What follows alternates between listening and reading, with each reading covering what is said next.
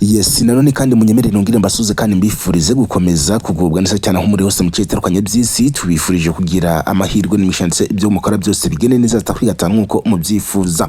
Rumvikana turi ku munsi wo kuwa gatatu turi tariki ya 10 z'ukwezi kwa 9 mwaka wa 2025 muri Kano Kanya ro munyemere turebere hamwe ibyamakuru mashya akomishkenda agarukwaho ne bitangaza amakuru y'ibitandukanye komishkenda bigaruka kuri iyi nkuru no witwa General Sultan Makenga ndetse n'ingabo za FRDC kusamagingo ya ibintu byamaze kuba by'umwihariko bihindura isura hagati y'izi mande zombi. Ese ni uwuhe mwuka kwiza magingo ya uzindukiye ahitwa Uvira nyuma yuko uwitwa General Gasita yamaze kuba ahungishirizwa i Bujumbura? Turagenda atubigarukaho. Abasaga ijana umutwe w'iterabwoba wa ADF wamaze kuba utangaza ko rero waje kuba ubivugana ni mu bice bigiye bitandukanye bya hano kutaka bw'ikigo cya Kongo. Ibi byose uragenda nabyo ubimenya gatano ukuri igatano. Ni mu gikantu turaza kurebera hamwe amakuru akomye cyane uwitwa President Felix Antoine Tshisekedi akomishkenda atangaza ko iza magingo abikomishkenda bibera muri Uvira nawe bikomishkenda abimucanga mu buryo bukomeye cyane. Ese impamvu ni yihe?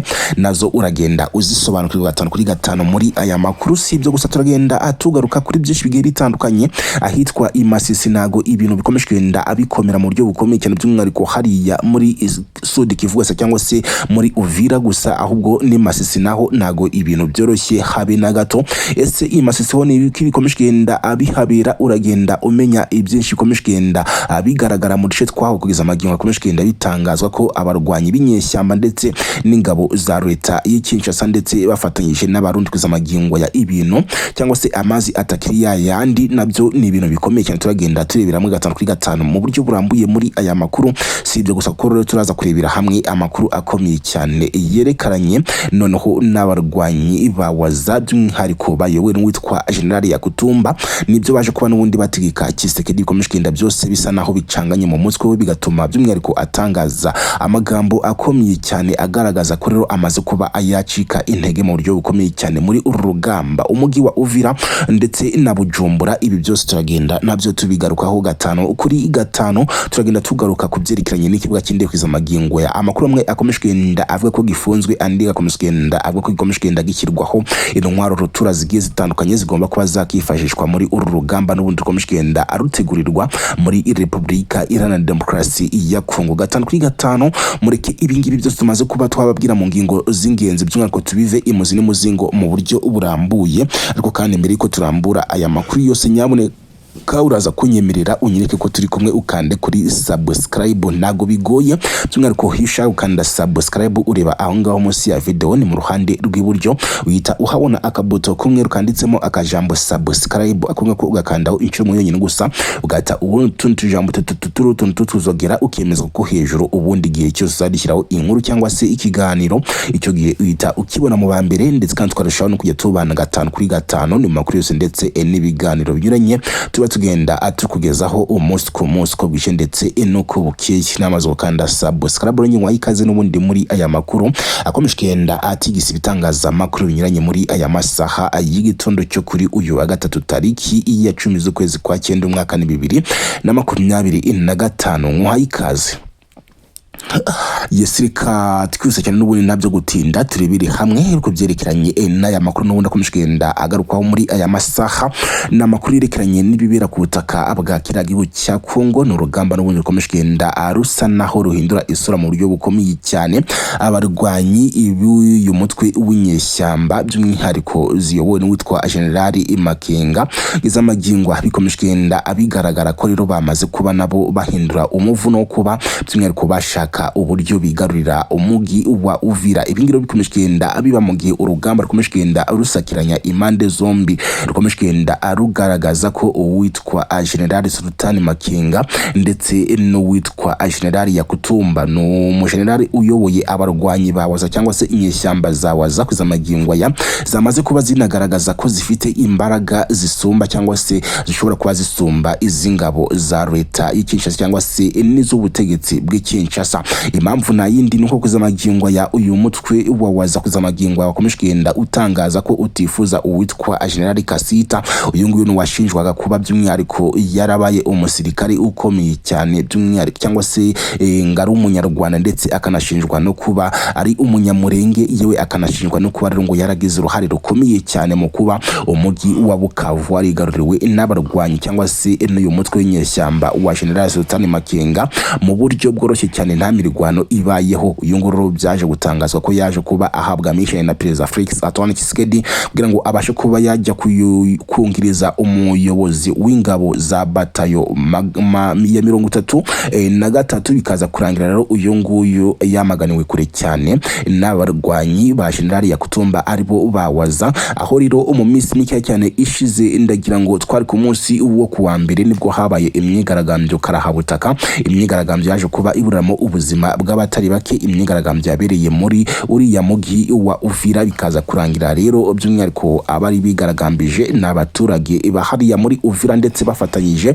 n'abarwanyi bawaza. Aho rero haje kuba hifashishwa imbaraga za gisirikare harimo n'amasasu kugira ngo batatanye abangaba bari bakomeje kugenda basatira urugo rw'uwitwa General Gasita. Bikaza kurangira rero bamwe baburiyemo ubuzima. Ni mu rero ku munsi w'ejo naho ibintu byiriwe bidogereye mu buryo bukomeye cyane, aho izi mande zakomeza kugenda azihangana. Uyu mutwe wawaza ukomeza kugenda utangaza ko udashobora kuba n'ubundi wakwihanganira kuba uwitwa Gasita akomeza kugenda agaragara muri ibyo bice. Byaje kurangira rero by'umwihariko uwitwa Gasita ahungishijwe n'abarwanyi ba kiriya gihugu cy'u Burundi arizo ngabo za FDNB, n'ingabo za kiriya cy'u Burundi zaje kuba rero zimuhungishirizwa ahazi Bujumbura. Kwizamagingwa rero nyuma yo guhungishwa hari umwuka waramutse hano muri Uvira.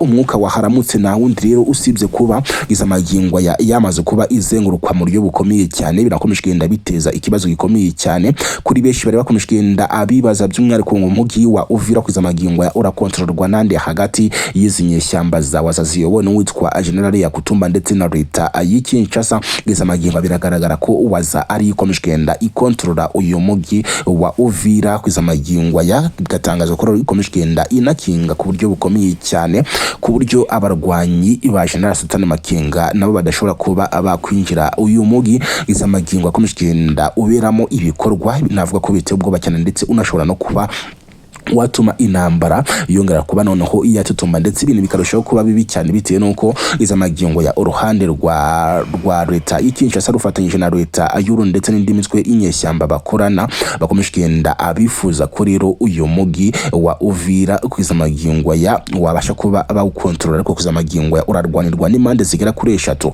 waza irawushaka ndetse n'abarwanyi ba Sultan Makenga barawushaka, ni mugi kandi unakenewe n'izi ngabo za leta ya Kongo. Ibi byose bikomeje no bigaragara ko bishobora kuba n'ubundi byateza ikibazo gikomeye cyane, maze uyu mugi ukaba isibana mu gihe cyose urugamba rwo kuwufata ku ruhande rwa AFC rushobora kuba n'ubundi rwatangira. Ibi byose byaba ari ibibazo bikomeye cyane, si byo gusa rero kuko izamagingo ya abarwanyi by'umwihariko cyangwa se umutwe w'inyeshyamba w'iterabwoba no umutwe wa ADF ku munsi w'ejo waje kwigamba kwica abaturage basaga 100 bose. Abangaba nabo ku butaka bwa kiragihugu cya Kongo mu bice byo muri Sud Kivu, aho uyu mutwe wari umaze iminsi utagarukwaho, by'umwihariko waje kuba rero wongera kuba wagarukwaho mu itangazamakuru nyuma yo kwigamba kwica abaturage basaga 100 bose. Ibyo ngibyo nago ari byo gusa byakomeje kugenda abigarukwaho, dore ko kwizamagingo ya andi makuru akomeza kugenda avuga ko muri teritwari ya Masisi muri Kivu y'Amajyaruguru agace ka Burura kwizamagingo kabirimo urugamba karahabutaka rwahanganishije impande zombi. Ni mugere ukomeje kugenda abigaragara ko agace kabirimo imirwano ikaze bikaza kurangira n'ubundi ibeshi bahaburiye ubuzima, aho rero byaje kuba bitangazwa ko rero by'umwihariko uyu mutwe w'inyeshyamba za General Sultan Makenga ari bo baje kuba by'umwihariko banigarurira aka gace. Si ibyo gusa ari byinshi byakomeje kugenda abigarukwaho nyuma y'ibitero karahabutaka bya drone zakoreshejwe n'abajenerali ba FDNB n'ingabo za kirago cy'Uru ndetse n'ingabo za FRDC arizo ngabo za Kongo. Ibi ngibi nabyo ngo byaje kuba abisiga bikoze ishyano rikomeye cyane hariya muri Sud Kivu. Byaje kuba rero bituma hafatwa imyanzuro ikomeye cyane kuri uru rugamba, ho bikomeje kugenda bitangazwa ko rero n'ubundi izi nyeshyamba za General Sultan Makenga nazo zigiye zigiye kuba zahaguruka zikabasha kuba n'ubundi zakongera gutangiza urugamba rushya mu bice bigiye bitandukanye n'ubundi rwo kubohoza ibindi bice ndetse no gusubiza inyuma ibirindiro by'izi ngabo za leta Kinshasa. Kwiza magingo ni byinshi n'ubundi bikomeje kugenda abigarukwaho mu bice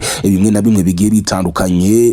Witwa Perezida Felix Antoine Tshisekedi yakomeje kugenda agaragaza ko rero kwiza magingo ya ahangayikishijwe n'ibikomeje kugenda abibera by'umwihariko muri uriya mugi wa Uvira, ndetse akomeje kugenda agaragaza ko rero by'umwihariko n'ingabo z'igihugu cy'u Rwanda RDF ngo zikomeje kugenda azigaragara mu duce tugiye dutandukanye, dore ko guhera ku munsi wo kuwa mbere havugaga kukuba hari ingabo ngo zisaga 750 by'umwihariko n'ingabo by'umwihariko za RDF bitangazwa ko rero izi ngizi ngo zasesekaye mu gace ka cyangwa se mu karwa ka Ijwi, aho bitangazwa ko rero izi ngizi ngo zaje muri gahunda n'ubundi zo gufatanya n'ababarwanyi ba General Sultani Makenga muri uru rugamba rutoroshye barimo kwiza magingo ya kubutaka bwa kiriya gihugu cya Kongo. Ibyo byose kandi bikomeje kugenda ngo bigaragaza ko by'umwihariko ibintu byamaze kuba abicanga uwitwa Perezida Tshisekedi, nyuma y'uko kwiza magingo ya uyu Tshisekedi yakomeje kugenda agaragaza ko ahangayikishijwe cyane n'ibikomeje kugenda abibera Uvira, ndetse ngo n'ibikomeje kugenda bisa naho n'ubundi byicangacanganya mu mutwe we,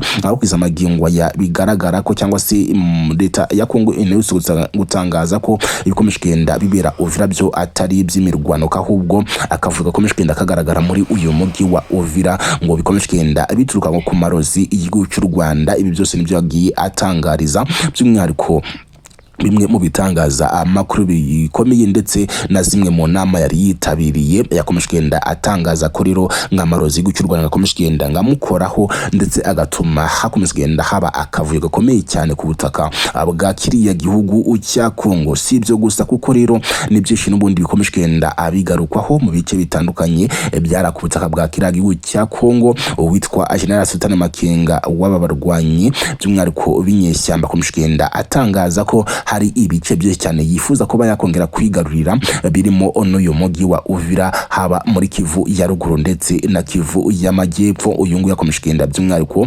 agarukwaho cyane bitewe n'uko isa ku isa n'ubundi gashobora kuba yakongera kwinjira mu rugamba karahabutaka nk'urwabaye mu ntangiriro z'uyu mwaka, by'umwihariko ronga akabasha kuba yakwigarurira nk'ibice bigiye bitandukanye. Ni inkuru zikomeje kugenda by'umwihariko zicaracara mu bitangaza amakuru binyuranye, ariko ukomeje kugenda ubona ko n'ubundi zishobora kuba zagira ikintu noneho gikomeye cyane zihindura ku butaka bwa kiriya gihugu cya Kongo, akongera kuba haba isibaniro mu buryo bukomeye cyane. 5 kuri 5 ni byinshi bikomeje kugenda abigarukwaho i Bujumbura, aho i Bujumbura kwiza magingo naho hari icyo bakishi cyane. Abaturage bamwe na bamwe batangiye kugenda bahunga uyu mugi wa Bujumbura nyuma yo kubona ko rero kwiza magingo ya ibintu bitakiryoshye cyangwa se amazi atakiri yandi, bitewe n'uko kwiza magingo ya umugi wa Bujumbura urimo ikibuga cy'indege by'umwihariko cyamaze kuba gishyirwaho intwaro nyinshi cyane, kandi iri ngiri ni ikosa rikomeye cyane.